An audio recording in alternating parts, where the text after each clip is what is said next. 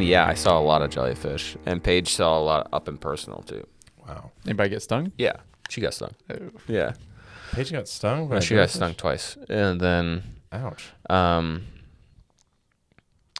let's see. Then Emmy got stung as well. There's tons. Every time you step out in the water, you can just see a few. Mice. Kind of floating at the surface. It was my first time experiencing jellyfish, and so I had no awareness at the first day. I was just like, nothing exists in the ocean, and I just run out in the ocean, and I'm just out there swimming, and then Paige gets stung, and I'm like, there's things in here. And all of a sudden it kind of, it dampened some things, my experience, and I was more aware. And then all the other creepy, eerie things that you feel in the ocean, you're like, oh, I'm not alone. And I can't see my feet, and because it's Galveston. The armpit of Texas. Yeah, really. Or a little north. It was honestly Crystal Beach, but no one really knows where that's at. But so anyway, it was you just kind of push them away eventually. You see them, you just push them away. And it's fine. I never got stung though, so that was good. You knew you needed a stick when you went into the ocean. Yeah, for real. For any of the shark attacks. And there was a few, I was out there quite a bit of a ways, and there was a crab that just swims by you. You're like, oh, huh, whoa. And you're like, okay. So anyway, it was fun though. It was fun. I feel like you can't sit still. That's when bad things happen. That's when the little fishies come in. Yeah, on your yeah. legs. They just want to ooh, this is food now. Yeah. I think I have traumas from that. We had a lake in Greenville growing up. Or it's still there. It's called Club Lake, and people live on it, and there's houses. And anyway, we would go swimming because we had a connection with someone who owned some property there. We'd go swimming in the lake, and I remember being bit by fish. Well, they come up and bite you and then swim away. And that's a core fear for me. Just having things, because it's a murky body of water. It's not like the crystal clear mountain streams in Colorado or whatever. And so have you ever been to a lake like that? That's so clear you can see the bottom and you're just floating on the top. It's that seems more eerie than being in a murky lake. But Really? Nah. I don't know. I've never been to the clear. I'd rather see what I'm swimming with. That's fair. And there's the up in Colorado where we go vacation every now and then.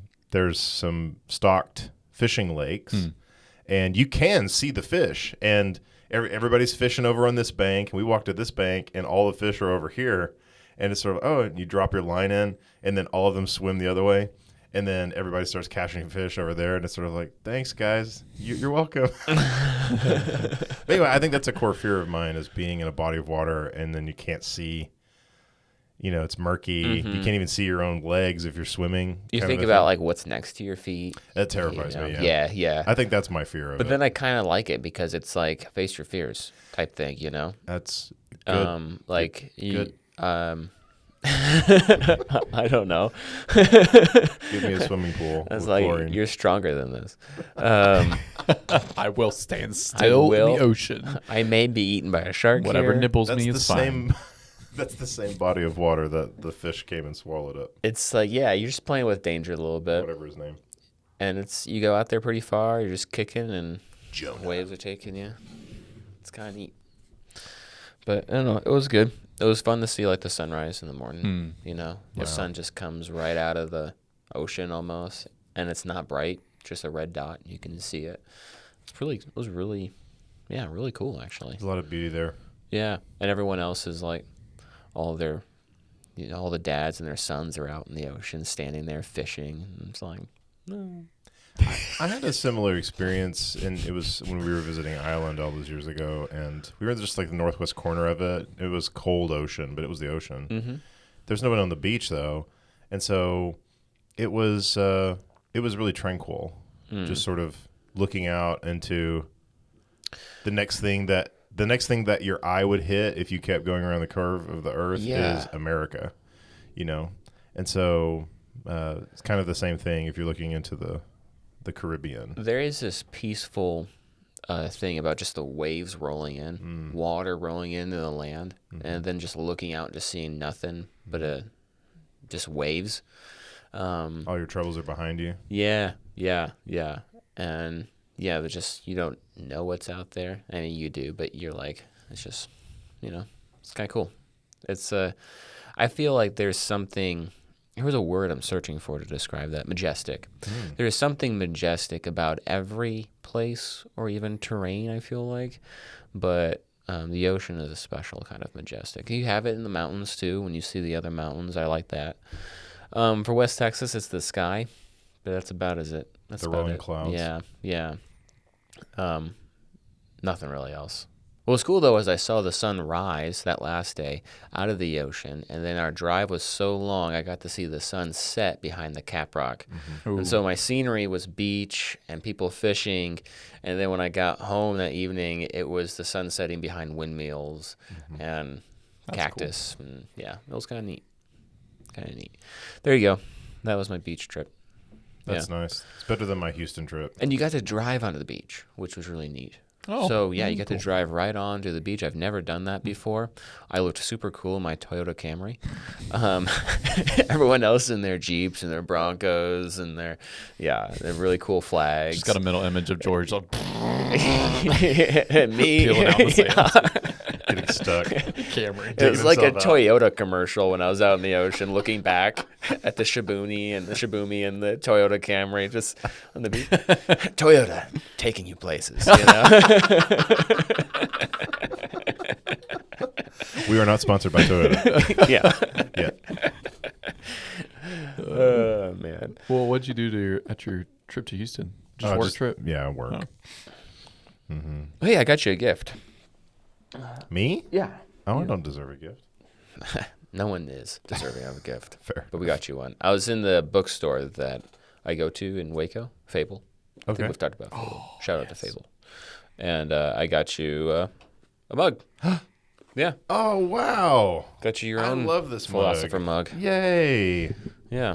I actually looked it up, and I was like, I'm going to buy that. And then I go, no, it's George's. I don't want it. I love this. I'm going to have it on my desk. There you go. Yeah, it's a good desk mug. So. Oh, this is great. This is such a cool... And now he's gonna pour his coffee directly into it, like you did with that. Remember the mug he got? Oh you? yes, the other mug. It's kind of a thing now. We just kind of give each other mugs. I played a prank on you. I didn't clean it. You were like... He reveals this episodes later. Got that out of my garage. No. I love that mug. It was so funny. I had... When I was at Tech, there was... I guess they had the table set up in the little commons there between the library and the sub, and these students were selling their pottery that they had made in the pottery class. This was kind of nice stuff. And this was $30, this was $20, this was $5. Cool, what's that? And it was just a tall mug that I guess the glazing had gone bad on it, but it looked neat and organic and kind of fun, and so I bought that. And that was my coffee mug forever. And it unfortunately got broken, which as cups do. And I was always so sad. And then I got that mug that I had gifted you at the Disabled American Veteran thrift store. Oh. Just walking through, seeing everybody's stuff that was kind of for sale. And then there's the ceramic mug. And I said, that's a nice replacement. So I bought that. And then it was, we had been doing the podcast for a year probably or so. Really? And I was having my morning coffee and I was cleaning the mug and I looked on the bottom and I'd never noticed those initials. And so it was like G4, I think, or G5, whatever it is. G5, yeah. And so it's like, well, this is not meant for me. This is meant for George. So anyway, greatly appreciate but it. I had used that mug for several years, and so it was meant to be. Yeah, you needed to have it. There we go. Thank you. Well, thank you for my. And they had different kinds, but I think the philosopher one is my favorite. Yeah, and I think that one was your favorite too. They had like all the painters of the last century. Yeah, and that one was kind of neat. They have all the kings and queens of England throughout the history. That's so funny. Yeah. So anyway, I love it. It's hard to get a handle on philosophy. Yeah, it is. Well, that's fun. We had some interesting trips. It's nice to get away from town, see Yeah. new skies. Yeah. I don't know. Hey, you have a Caleb's Corner? Oh no, put me on the spot. I forgot to look up my questions. I was Yeah, gonna let's- tie it into like rest and like Sabbath and like, but Well, keep I talking don't- about that so I can. I Find my don't know. question. Yeah, there's that. There's that. We didn't introduce Caleb. I'll stall for you. That way you can think about what to say next. Hey, over there in the dark corner of the abyss that we still haven't put lights on there is Caleb. Hey, Caleb. Hey. Do you have a camera on you? You do? Yeah. Nice. Yeah. There's Caleb in Caleb's corner. But it's not the dark abyss anymore because he is the shining light. He reflects the light in the darkness. That's what we're supposed to be. Basically, you're a personification of what we're supposed to be in the world, Caleb. How do you feel about that? Huh? Good. Yes. Good. Great. Good. I'm All right. Yeah, there you go. focused. Hang on. I'm almost there. Well, so there he is. I usually have some spiritual insights or something on. Once you go to the beach. Yeah, but I didn't have any this time. I'm sorry. I'm not perfect. I always think about how beautiful it is. So when I visited Houston, it was just hot and muggy, and August, Okay, I will say this. the weather was oppressive. I'll say something pretty controversial here. I'm okay with the humidity. That's Nice. There you go. I said it. Nice. I said it. I actually don't mind the humidity. Everyone here talks about how, oh, well, at least it's not humid. And we're talking about how hot it is out here and the dry heat. It's the driest heat ever. Like, well, at least it's not humid. And then they talk about how it feels 10 degrees hotter or whatever. Maybe that's true, but like my hair was gorgeous actually. It was like it had ringlets and it was curly and it didn't look like a puffball, and my throat wasn't sore when I woke up, and my nose wasn't stuffy, and I didn't have to like search for water when I woke up as I do here. I could actually go straight to coffee, you know. Was it a little sticky? Yeah, it was. It was. Maybe some few mosquitoes, but here's the thing. I could go to shelter. I could go to a tree and find shelter from the sun. You can't do that here. It's just a constant blow dryer. And you find shelter at a cactus and you get hurt. And yeah, anyway, that's my rant. So if you're thinking about moving, move to Lubbock. I will say the people make up, and the people are why I want to stay here forever. But I don't mind the humidity. Personally, I grew up in it, so I can do without it. Are you ready for your question? Yeah, sorry. It's not a great one, but it's the first one that I found that I hadn't asked yet. So, if you could have dinner... Sorry, I don't know why I'm laughing already. It's really not that funny. If you could have dinner with any biblical character, who would it be and why? What would you ask them? Oh my goodness. Any biblical character? Be so many. Dinner is different than places or like events, Right. because You're sharing a meal. Yeah. Now you get to ask questions, right? And you get to dive into what they were thinking. Which sometimes when you're reading it, you're like, "What were you thinking?" Like, I don't understand. I don't know. I mean, let's take Jesus off the table. Okay, Jesus is the obvious one. And the Lord's Supper is, we get that every Sunday. Okay, no, just kidding. So, I don't know. Like the obvious ones, David is what comes to mind. Because there's a lot of fun stories. I mean, that's a table where you're gonna hear some stories, right? He's gonna describe to you what it was like killing the Philistines. Maybe. I don't know. That seems like a fun time. Just listening seems like a fun time. Then you have like Adam and Eve. I don't know. Yeah. There's a lot of unknowns when you read that chapter, and you have a lot of questions that maybe they could answer or not answer. And then Paul, maybe Paul. So it comes to mind again. It's just kind of like more fun stories. Yeah, I think being in the presence of any of the apostles or Christ would be Yeah. an amazing experience. Some of my thoughts went to like Ahasuerus, like kings of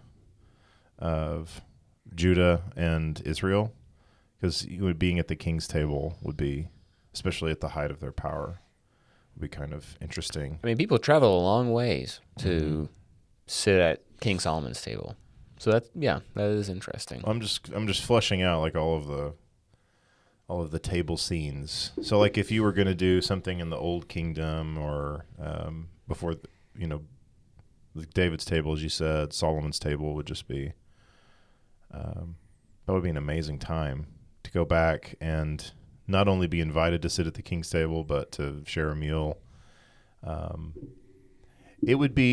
I think it would be shocking to see the ritual that was probably in place. We're not really told about that. We're not really told about how the etiquette stood to be at like a king's table.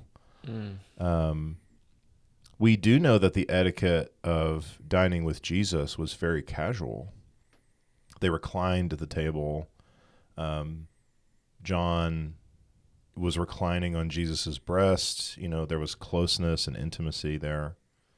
But like when you're sitting at, like Saul's table, for instance, if David was sitting there playing the harp and they were dining and then Saul became mad and threw the spear at the wall, that wouldn't be the best to go back and witness. But that it just seems that there would be like a ceremony that it'd be interesting to look at. That's a multiple layered on top of just the biblical narrative and their heart and soul. Like, would they be kind? Would they be gentle? Would it be kind? Would it be And I would have to say my answer to your question is I would like to go and sit at Job's table. Oh, that's a good one. I would really like to share a meal with him because Job's outlook on life is very practical and very godly centered, and to have such strength in the face of almost miraculous adversity with the devil being given as much power over him, anything but to take his life, and for Job to essentially come out unscathed, and that the conclusion of Job and I think Job's sin was that he just needed another drop of humility, which he obtained at the end because he chose to humble himself before God. But he got to have an audience with God. I think anybody who had actually walked with God would be someone I would like to if I was talk talking to to the apostles, I'd be asking questions about Jesus, right? Yeah, exactly. But then Jesus, God, it seems that when God personifies, there is mercy there, and David speaks, umpteenth times about the mercies of God. Even when giving a choice, at the end of 1 Samuel, he, for some reason, he had a census taken of the people, which was against the commands. Mm-hmm. Like, you were not supposed to number the people unless God told you to do it. And David just decided to number the people, and God said, because you've done this, I'm going to punish you. And he gave David 3 choices. Isn't that an interesting thing? Yeah. 3 choices? And what would have happened if he chose the other 2 choices? Well, the other 2 was he was going to be chased by men, right, which he had already experienced under Saul. And then there was going to be like a pestilence of the land. Two of them were going to be him, and the third was that there was going to be a great pestilence on the people. And that David said he didn't choose. I think that was of note. I think he did. Well, right? he said, whatever it is, let me fall into the mercies of God and not of man. There was one that was like from God. You're right. But then that was the great pestilence. And he wanted to not be chased by humans and be at the mercy of humans, but the mercy of God. Mm-hmm. Yeah. I want to know what those 3 were. Yeah, that's probably a good thing to remember there. But I think that was the thing, is that God shows mercy, and David speaks of that. But it seems that God is much more stern in his justice, whereas Jesus is the God who gives us mercy and peace, That's what Jesus brought when he came to the world, is peace. It's like when you're standing on the beach listening to the waves roll in and watching the sunset or sunrise. There's peace there because all of the troubles that are behind you on the land are still and not able to reach you. And that's dining with Jesus. That's at his table. There's a rest there, and that's wonderful. What were those choices? I'm looking them up. Second Chronicles chapter 21. My First Chronicles, sorry. It's a little harder to find than I thought. It wasn't First Samuel, it was First Chronicles. It's always hard to read those books because it's almost like a linear narrative, and then you get to the Chronicles, and it's like, oh, these are additional stories that you almost wish were plugged into the chronological, but it's kind of interesting. We'll stall for time. Do you want more coffee? Okay. Okay, so What let's about you? see. What table would you Yeah. dine at? I thought about Solomon. Yeah. Just thinking about like the wisdom. You can sit there and amazing. just listen to him for days. But when you said David, that would be really interesting too, just to hear about all the battles and like Right. facing against Goliath. And I don't know, I'm attracted to the stories of the Bible, like kind of the epic sagas Yes. that you hear about. So, or Jonah, like what was it like to be inside of a fish? Did it smell bad? You'd probably say not great. Yeah. Okay.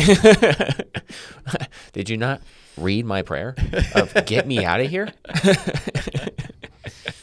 But God was displeased with the things, and he struck Israel. And David said to God, I've sinned greatly, and I've done these things. Now please take away the iniquity of your servant, for I've acted very foolishly. And the Lord spoke to David spoke to Gad, David's seer, saying, Go and say to David, thus says the Lord, 3 things I offer you. Choose one of them, that I may do it to you.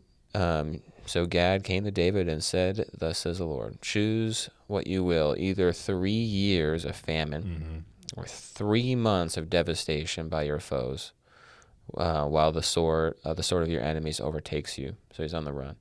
Or else 3 days of the sword of the Lord, pestilence on the land, with the angel of the Lord destroying. And that's the one he chose.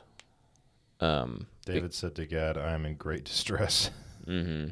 Please let me fall into the hand of the Lord, for his mercies are very great. But do not let me fall into the hand of man. Yeah.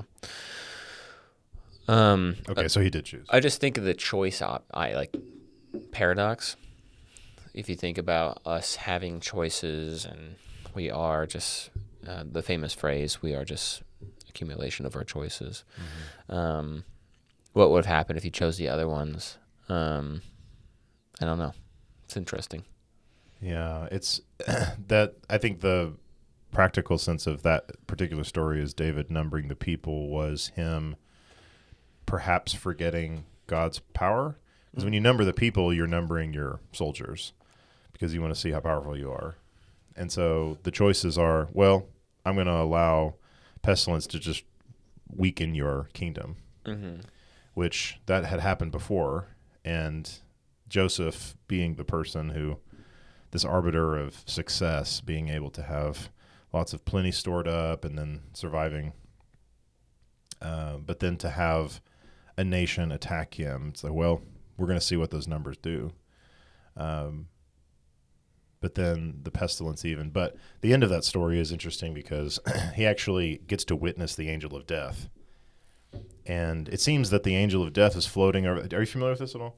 First Chronicles 21, where there's a field that's outside the city of David that was eventually purchased by by one of the sons of David as king. And the angel of death was floating over this field, and David came out and, actually appealed to the angel to stop, and God said it's enough, and that's when it ended. And that's one of the fields that was purchased for the temple. Does it say angel of death? Yeah. The angel of the Lord. Then David lifted up his eyes and saw the angel of the Lord standing between earth and heaven with his drawn sword in his hand, stretched out over Jerusalem. Then David and the elders, covered with sackcloth, fell on their faces. David said to God, "Is it not I who commanded to count the people? Indeed, I am the one who has sinned and done very wickedly. But these sheep, what have they done? O Lord my God, please let your hand be against me and my father's household, but not against your people, that they should be plagued." That's the same. That's that level of humility of let me be at fault, which it may be if he said, "Take away my iniquity" earlier. It's an interesting character study and interacting with God in a way where God is teaching. That's interesting. I have a lot of thoughts, but I need to do study before I just start spitting out thoughts. That would be dumb. Well, and that's the thing is, these things are interesting to talk about because we fall into those same pitfalls, where we make a choice either through emotion or through haste, and not necessarily thinking of God. But under Jesus Christ, there's understanding. Christ understands why we made that. He understands where we're weak. And, I mean, God did too. God created us. But, and Jesus being God, but it seems that the mercies that Jesus brings as our helper, as our interim between us and God, the peace that comes, and then the Holy Spirit that dwells within us, to almost keep those choices at bay. That seems to be, at least in my current understanding, that seems to be the blessings that God gives us now, is that he actually resides inside of us, and he sort of prevents us from falling into those traps whenever we want him, whenever we ask for the Holy Spirit, ask for strength, and we're able to grow and mature in him. And there's a process of sanctification. It's all pretty rad. Pretty rad. I actually liked I liked what Nate said in his sermon. He talked about that word in Philippians. Do you remember? One of the it meaning actually like energy. In a sense. I even saw it when I was building his PowerPoint. I can't remember. Emily was bouncing up and down on top of me. You built the PowerPoint. Well, and for the sermon, yeah, I put it on there. But so that's how he's getting done so fast. No, I didn't build his Snap. I just put it in with the song here diff. first. I'm the secret PowerPoint maker. Sauce. What was that? Do you remember? I really can't. It's Philippians That chapter sermon 2. is a blur for me. It was really good. Philippians 2. And I really liked that point that he made. I think this is just while y'all are looking that up. Now that I'm done with my play, Yes. I think I want to start memorizing. I'm going to try to do Philippians probably, or Ephesians. Really good goal. I wish I had more memorized. Maybe we can do it together. A small book Okay. like that, you could do the whole thing. Well, and you know what I was really thinking was do Jude first. Let me start with Jude. Let me start with Titus. 6 months later, how's your memorization going? Well, I'm through the first 3 verses of Jude. It's okay. Anyway, I was thinking like little baby steps, but Philippians I think was my book that That's I'm going to awesome. start with. But we'll see. That'd be cool. That'd be really cool. I'm going to try. Yeah, you should. You should. Since I didn't learn Greek. I'm so close to finding it for you, George. Find it for me. Find it. I've got the PowerPoint in front of me. Energy. But emptied himself, taking the form of a bondservant. That, being made in the likeness of men. I don't know why it's so hard for me to find this right now. In erheo, to be operative, be at work, put forth power to work for one. What's the English word? Work? Work. Okay. Philippians Duh. 2:12-13. Yeah, the power at work within me, right? That's what he was talking about. So then, my beloved, just as you have always obeyed, not as in my presence only, but now much more in my absence, work out your salvation with fear and trembling. For it is God who is at work in you, both to will for his God at work with and you. to work for his good pleasure. And that word work, I thought was interesting, being like an energy. It added more depth. That's the thing with English. It's just English sometimes wants to. What was the Greek word? In her AO, I'm probably butchering the pronunciation, but it's ENERGEHO.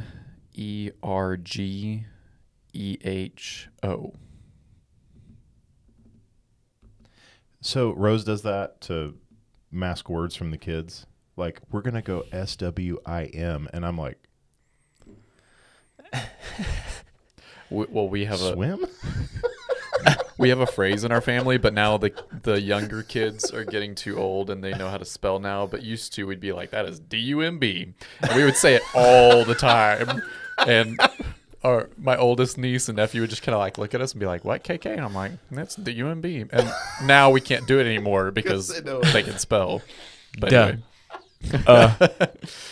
But if it's really DUMB, then we would say DU. Dumb. We would say DUME. That's Doom. Sorry, completely derailed us from our conversation. No, that's beautiful. It's DUME. People are like, what? That's awesome. Doom. That's fantastic. We probably need to wrap this up soon. It's fine. I'm trying to find it in the interlinear Bible that it is God is at work within you. Energon. Is that how you say it? What verse is that? Energon. Yeah, and listen in the interlinear. What verse? Oh. That's a good question. What verse 12. is Philippians 2:12 through 13? 12. No, that's 13. So God so theos gar estin ho energon. Whoa. God for is the working energon. That's where we get energy. That's cool. That's where we get energy, which is kind of neat. So I'm saying, like, the English likes to take it and chop it up and make it very black and white. But when you look at the Greek, it's just so much more fluid, I feel like. Yeah, thelenkai to energein. You think, when you read that, it just makes you think, God, like hammer and nails and, working, or I don't know. I just think of work. Yeah. Like tedious. But there's this energy that we should have or we should get. And that added a lot more meaning for it to me. I mean, I've read that passage several times, and I don't know. I just never thought to look up the Greek on that one. Pantapoete chorus gongo Simon. So all things do without murmurings. That was elfish. It's For wrap it up. roll it up. That's a current theme that I'm really not struggling with, but it's always on my heart. Is when you do things. That's a great point of Philippians 2. God's working in you, and that He gives you energy. Ooh, I like that. That's good. I like that. Well too. done, Nate. That's beautiful. Mm-hmm. That really speaks to me as sort of, because in music, we're always like, put your energy. Yeah, right. Whenever you're trying to conduct choirs or whatever, it's sort of like, how do we get 45 people to sing the same vowel? So that's one of the buzzwords that they use is energy. But that's so amazing that God is the energy in you. But then that's the next verse is do all things without murmuring. The Old Testament that the people of Israel were punished for repeatedly was grumbling. Mm-hmm. That's the word. And so that was a pretty big thing. Like they're out in the wilderness and they're just grumbling against God. Do all things without grumbling because God is the one who's working in you. Yeah, it's kind of like asking, what is the fuel here behind what I'm doing? Like what is the energy that is producing either my grumblings or my my shouts of praise. So, yeah. Running without growing weary. Mm-hmm. Mm-hmm. Oh, yeah. Then you got Isaiah. What is Isaiah 40? Wings of eagles and I'll run without, being tired. I get emotional whenever that verse specifically because running 40 really or hard. 41. I don't know. That's what happens. It's early in the morning. But this is the beautiful thing is even though we might not be able to quote the scriptures right now, we do have Google. But it's always good to have these things on your heart, and it's always good to look at your mind. Yes. So dining at the table of the Lord, dining at the table of biblical. We went so figures. far away from it. Was that. fine. Yeah. I like. We need to Great conversation. I think we need Venn diagrams of where our conversations go. That'd be kind of neat. have AI be like, they were talking about this. There's only so small bits of overlap. Next video I make, I'll make a little like, bing. Here's point 1. Meow. Here's point 2. Point 3. That would be an interesting And then graphic. meow, all the way back to where we were at the very beginning. We might get more YouTube views. Well, I'm really glad we're back in the studio. I've missed you guys. Yep. Yeah, it's been fun. It's been fun. All right. Cheers. Cheers. Go so.